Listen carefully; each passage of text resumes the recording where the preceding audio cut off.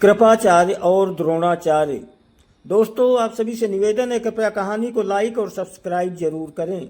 धन्यवाद, प्रणाम, सत श्री अकाल। आज की कहानी है कृपाचार्य और द्रोणाचार्य। ये महाभारत से है। गौतम ऋषि के पुत्र शरद्वान था। उनका जन्म बाणों के साथ हुआ था। उन्हें वेदाभ्यास में जरा भी रुचि नहीं थी और धनुर्विद्या से उन्हें अत्यधिक लगाव था। वे धनुर्विद्या में इतने निपुण हो गए थे कि देवराज इंद्र उनसे भयभीत रहने लगे। इंद्र ने उन्हें साधना से डिगाने के लिए नामपदी नामक एक देवकन्या को उनके पास भेज दिया। उस देवकन्या के सौंदर्य के प्रभाव से कृप नामक बालक उत्पन्न हुआ और दूसरे भाग से कृपी नामक कन्या उत्पन्न हुई। कृप भी धनुर्विद्या में अपने पिता के समान ही पारंगत हुए। भीष्म जी ने इन्हीं कृप को पांडवों और कौरवों की शिक्षा दीक्षा के लिए नियुक्त किया और वे कृपाचार्य के नाम से विख्यात हुए।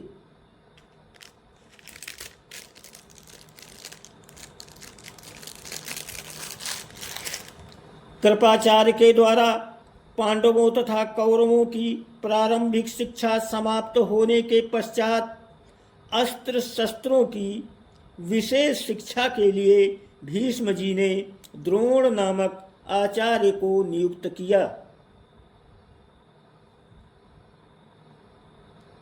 द्रोण के साथ प्रसत नामक राजा के पुत्र द्रुपद भी शिक्षा प्राप्त कर रहे थे तथा दोनों में प्रगाढ़ मैत्री हो गई। उन्हीं दिनों परशुराम अपनी समस्त संपत्ति को ब्राह्मणों में दान करके महेंद्राचल पर्वत पर तप कर रहे थे। एक बार द्रोण उनके पास पहुँचे और उनसे दान देने का अनुरोध किया। इस पर परशुराम बोले, वत्स, तुम विलंब से आए हो। मैंने तो अपना सब कुछ पहले से ही ब्राह्मणों को दान में दे डाला है। अब मेरे पास केवल अस्त्र शस्त्र ही शेष बचे हैं। तुम चाहो तो उन्हें दान में ले सकते हो। द्रोण यही तो चाहते थे। अतः उन्होंने कहा, हे गुरुदेव, आपके अस्त्र शस्त्र प्राप्त करके मुझे अत्यधिक प्रसन्नता होगी, किंतु आपको मुझे इन अस्त्र शस्त्रों की शिक्षा दीक्षा भी देनी होगी तथा विधि विधान भी बताना होगा।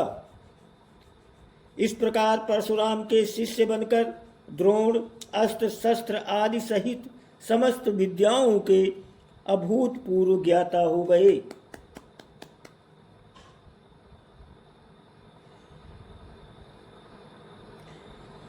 शिक्षा प्राप्त करने के पश्चात द्रोण का विवाह कृपाचार्य की बहन कृपी के साथ हो गया।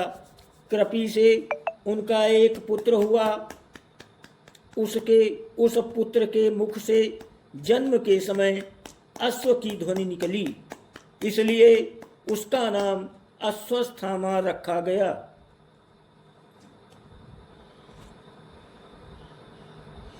किसी प्रकार का राजाश्रय प्राप्त न होने के कारण द्रोण अपनी पत्नी कृपी तथा पुत्र अश्वस्थामा के साथ निर्धनता के साथ रह रहे थे। एक दिन उनका पुत्र अश्वस्थामा दूध पीने के लिए मचल उठा, किंतु अपनी निर्धनता के कारण द्रोण पुत्र के लिए गाय के दूध की व्यवस्था न कर सके। अकस्मात उन्हें अपने बाल्यकाल के मित्र राजा द्रुपद का स्मरण हो आया, जो कि पांचाल देश के नरेश बन चुके थे। द्रोण ने द्रुपद के पास जाकर कहा, मित्र, मैं तुम्हारा सहपाठी रह चुका हूँ। मुझे दूध के लिए एक गाय की आवश्यकता है और तुमसे सहायता प्राप्त करने की अभिलाषा लेकर मैं तुम्हारे पास आया हूँ।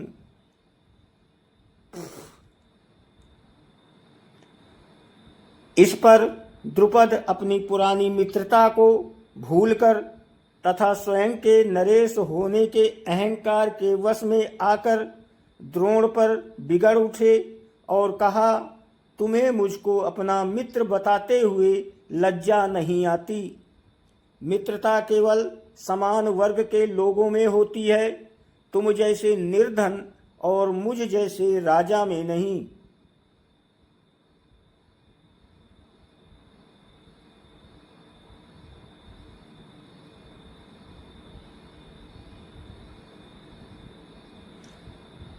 अपमानित होकर द्रोण वहां से लौट आए और कृपाचार्य के घर गुप्त रूप से रहने लगे। एक दिन युधिष्ठिर आदि राजकुमार जब गेंद खेल रहे थे तो उनकी गेंद एक कुएं में जा गिरी। उधर से गुजरते हुए द्रोण से राजकुमारों ने गेंद को कुएं से निकालने के लिए सहायता मांगी। द्रोण ने कहा, यदि तुम लोग मेरे तथा मेरे परिवार के लिए भोजन का प्रबंध करो तो मैं तुम्हारा गेंद निकाल दूंगा। युधिष्ठिर बोले, देव, यदि हमारे पितामह की अनुमति होगी तो आप सदा के लिए भोजन पा सकेंगे। द्रोणाचार्य ने तत्काल एक मुट्ठी सींक लेकर उसे मंत्र से अभिमंत्रित किया और एक सींक से गेंद को छेदा, फिर दूसरे सींक से गेंद में फंसे सींक को छेदा। इस प्रकार सींक से सींक को छेदते हुए गेंद को कुएं से निकाल दिया।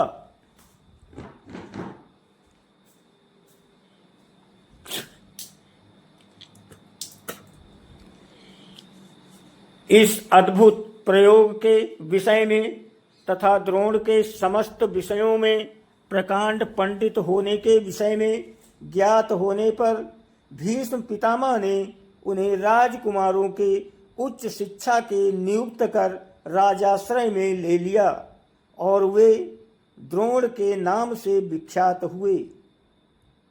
सत्यवती के चित्रांगद और विचित्रवीर नामक 2 पुत्र हुए।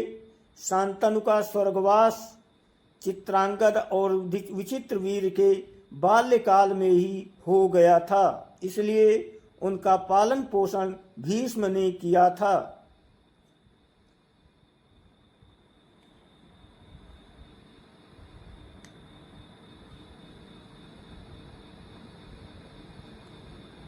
भीष्म ने चित्रांगद के बड़े होने पर उन्हें राजगद्दी पर बिठा दिया, लेकिन कुछ ही काल में गंधर्वों से युद्ध करते हुए चित्रांगद मारा गया।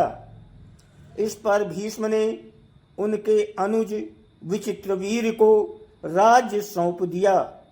अब भीष्म को विचित्रवीर के विवाह की चिंता हुई।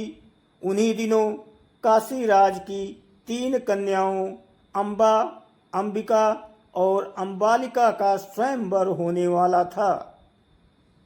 उनके स्वयंवर में जाकर अकेले ही भीष्म ने वहां आए समस्त राजाओं को परास्त कर दिया और तीनों कन्याओं का हरण करके हस्तिनापुर ले आए।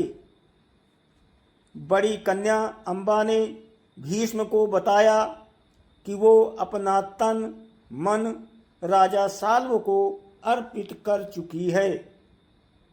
उसकी बात सुनकर भीष्म ने उसे राजा साल्व के पास भिजवा दिया और अंबिका और अंबालिका का विवाह विचित्रवीर के साथ करवा दिया।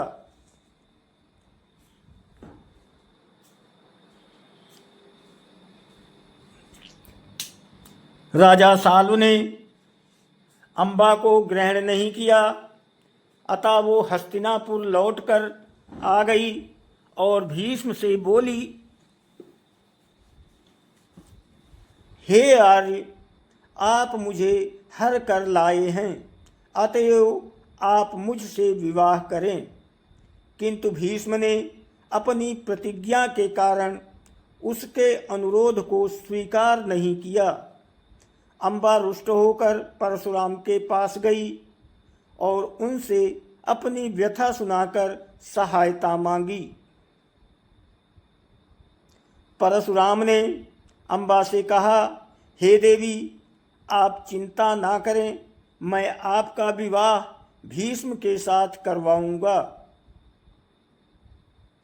परशुराम ने भीष्म को बुलावा भेजा, किंतु भीष्म उनके पास नहीं गए। इस पर क्रोधित होकर परशुराम भीष्म के पास पहुँचे और दोनों वीरों में भयानक युद्ध छिड़ गया। दोनों ही अभूतपूर्व योद्धा थे, इसलिए हार जीत का फैसला नहीं हो सका। आखिर देवताओं ने हस्तक्षेप करके इस युद्ध को बंद करवा दिया। अम्बा निराश होकर वन में तपस्या करने चली गई। विचित्रवीर अपनी दोनों रानियों के साथ भोग विलास में रत हो गए, किंतु दोनों ही रानियों से उनकी कोई संतान नहीं हुई और वे क्षय रोग से पीड़ित होकर मृत्यु को प्राप्त हो गए। अब कुलनाश होने के भय से माता सत्यवती ने एक दिन भीष्म से कहा, पुत्र, इस वंश को नष्ट होने से बचाने के लिए मेरी आज्ञा है कि तुम इन दोनों रानियों से पुत्र उत्पन्न करो। माता की बात सुनकर भीष्म ने कहा, माता, मैं अपनी प्रतिज्ञा किसी भी स्थिति में भंग नहीं कर सकता।